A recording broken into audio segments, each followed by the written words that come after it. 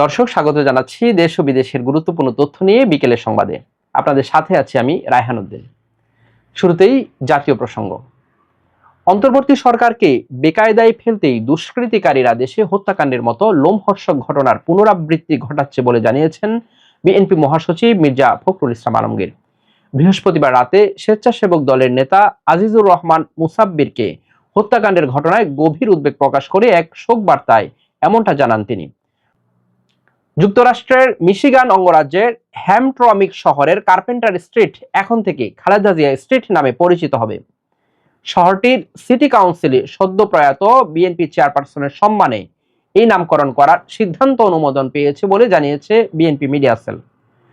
Media সেলের Facebook পেজে এই সংবাদ জানিয়ে বলা হয়েছে, যুক্তরাষ্ট্রের মিশিগান অঙ্গরাজ্যে বাংলাদেশের 3 বারের সাবেক প্রধানমন্ত্রী ও বিএনপি চেয়ারপারসন বেগম খালেদা জিয়ার নামে একটি রাস্তার নামকরণ করা হয়েছে। হ্যামট্রমিক শহরের প্রাণকেন্দ্রে অবস্থিত গুরুত্বপূর্ণ কার্পেন্টার স্ট্রিট এখন থেকে তার নামেই পরিচিত হবে। শহর কর্তৃপক্ষের এই সিদ্ধান্তকে বাংলাদেশের ইতিহাস, নেতৃত্ব এবং গণতন্ত্রের প্রতি এক অনন্য স্বীকৃতি হিসেবে দেখছেন প্রবাসী বাংলাদেশিরা। এবার আন্তর্জাতিক। যুক্তরাষ্ট্রের মিনিপোলিসে immigration and customs enforcement ICE এর গুলিতে এক নারী নিহতের ঘটনায় আবারও আলোচনায় উঠে এসেছে শহরের মেয়র জ্যাকব ফ্রে। ঘটনার পর এর বিরুদ্ধে তীব্র ভাষায় ক্ষোভ প্রকাশ করেন তিনি। ওই নারীর নাম রেনি নিকোল গুড, তার বয়স 37 বছর। এই ঘটনার পর মেয়র ফ্রে শহর ছাড়ার আহ্বান জানান আইসকে, বলেন এখান থেকে চলে যান।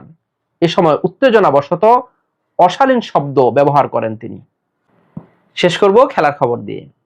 স্প্যানিশ সুপার কাপে সেমিফাইনালে অ্যাথলেটিক বিলবাওকে 5-0 গোলে বড় ব্যবধানে ধসিয়ে দিয়ে ফাইনাল নিশ্চিত করেছে বার্সেলোনা।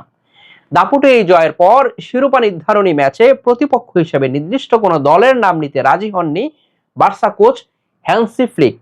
বরং তার লক্ষ্য এখন নির্ভার মনে মাদ্রিদের 2 ক্লাবের সেমিফাইনাল লড়াই উপভোগ করা। ম্যাচটিতে আক্রমণাত্মক ফুটবলের পসরা সাজিয়ে বিলবাওকে দাঁড়াতেই দেয়নি স্প্যানিশ চ্যাম্পিয়নরা। এই ছিল এখনকার মতো। আমাদের পরবর্তী সংবাদ দেখার আমন্ত্রণ জানিয়ে শেষ করছি। ধন্যবাদ সবাইকে।